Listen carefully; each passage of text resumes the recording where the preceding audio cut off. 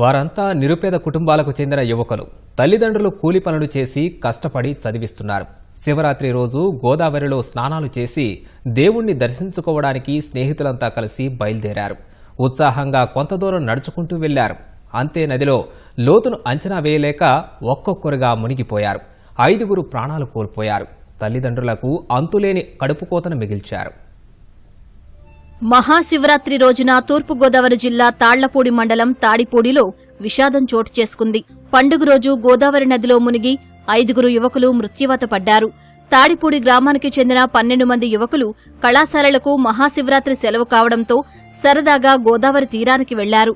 నదిలోకి స్నానానికి దిగిన వీరంతా లోతైన ప్రాంతంలో మునిగిపోయారు. మిత్రులను రక్షించేందుకు సాయం చేయబోయి ఒక్కొక్కరుగా నదిలో గల్లంతయ్యారు. 7 యువకులు సురక్షితంగా బయటపడ్డారు.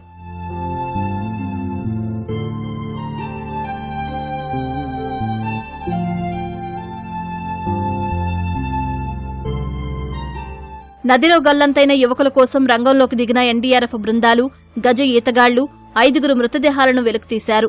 మృతులు తిరుమలశెట్టి పవన్, పడాల రామదుర్గా ప్రసాద్, అనిశెట్టి పవన్ గణేష్, ఆకాష్, పడాల సాయిగా పోలీసులు తెలిపారు.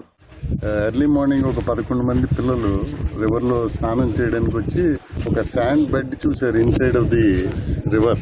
సో ఆ శాండ్ బెడ్ దగ్గరికి వెళ్దామని శాండ్ రూట్ ఉంది.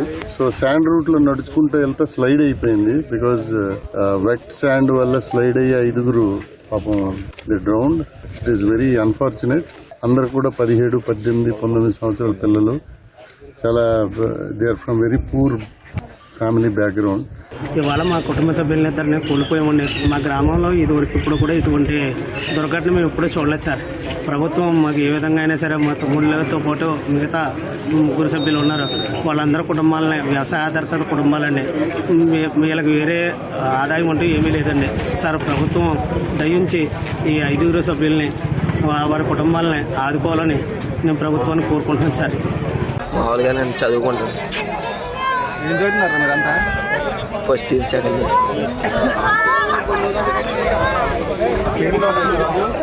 నదిలో మునిగి చనిపోయిన యువకుల కుటుంబాలను ప్రభుత్వం తరపున ఆదుకుంటామని కలెక్టర్ ప్రశాంతి, ఎమ్మెల్యే వెంకటేశ్వరరావు తెలిపారు. ఇన్సిడెంట్ జరగడం కొంచెం దురదృష్టకరం. అలానే మనకి ఇప్పుడు ఎవరికైతే ఇన్సిడెంట్ జరిగిందో పిల్లలందరూ కూడా 17 and 18 years మధ్యలో ఉన్నవాళ్ళు. సో వాళ్ళ ఫ్యామిలీస్ కూడా చాలా నష్టం జరిగింది. కాబట్టి మనం ఇక్కడ ప్రజాప్రతినిధుల ద్వారా, ఎమ్మెల్యే గారు అట్లానే మినిస్టర్ గారి ద్వారా ప్రభుత్వం దృష్టికి తీసుకెళ్ళాము. వాళ్ళకి ఏదైనా ఫైనాన్షియల్ అసిస్టెన్స్ ఇస్తే బాగుంటుందని ప్రభుత్వం కూడా సానుకూలంగా స్పందించారు. మాకు డైరెక్షన్స్ వచ్చిన వెంటనే ఫ్యామిలీకి తెలియజేయడం జరిగింది. వాళ్ళకి ఈత కూడా రాదని చెప్తూ ఉన్నారు. అలాంటి చోట స్నానానికి వెళ్ళి వాళ్ళు ఈ దుర్మరణం పాలవటం అనేటువంటిది చాలా బాధాకరమైన విషయం.